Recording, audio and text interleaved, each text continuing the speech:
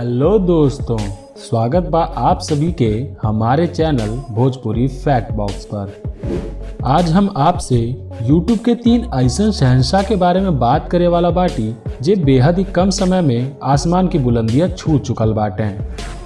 आगे बढ़े से पहले अगर आप सभी ई चैनल के सब्सक्राइब नहीं कैले हैं तो चैनल के सब्सक्राइब कर दें और बेल आइकन के भी दबा दें ताकि हमन के आए वाली हर वीडियो के नोटिफिकेशन आप सभी के मिल सके।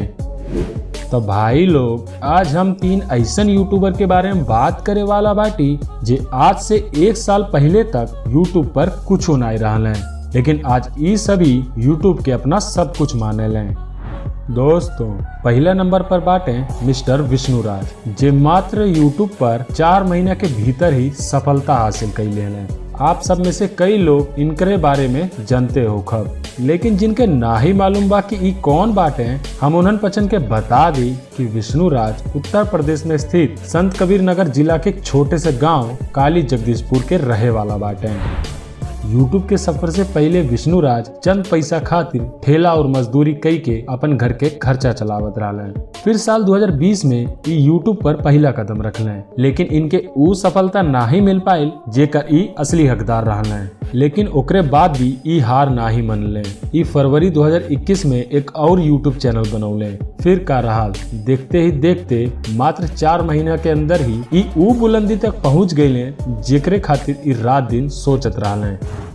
दोस्तों, दूसरा नंबर पर बाटिन हमन के गोरखपुरिया भौजी, जेके आज पूरा यूपी बिहार गोरखपुरिया भौजी के नाम से ही जानला। वैसे तो इनकर नाम रिंकी राय बा, जवन की गोरखपुर जिला के एक छोटे से गांव के रहे वाला बाटिन। ये अपने अतरंगी अदा के चलते लोगन के दिल में राज करेली।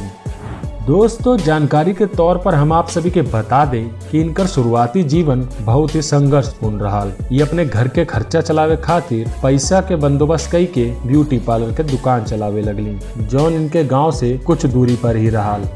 इनकर किस्मत में बदलाव तब आयल जब ई देखलिन कि इनके आसपास के लोग यूट्यूब पर वीडियो बनावत हुए। तब इहो सोचलिन कि काहे ना हमहू यूट्यूब पर वीडियो बना के लोगन के मनोरंजन करी।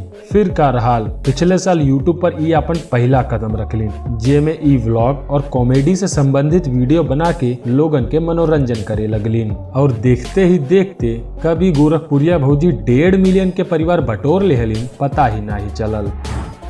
दोस्तों, अब तीसरा नंबर पर बाटे दीपू, जिनकर चैनल दीपू ब्लॉग के नाम से चर्चित बा। ये आजकल विष्णुराज, मालती चौहान, गोरखपुरिया भौजी जैसन यूट्यूब सितारा के इंटरव्यू लेकर खुद भी ट्रेंडिंग में बाटे।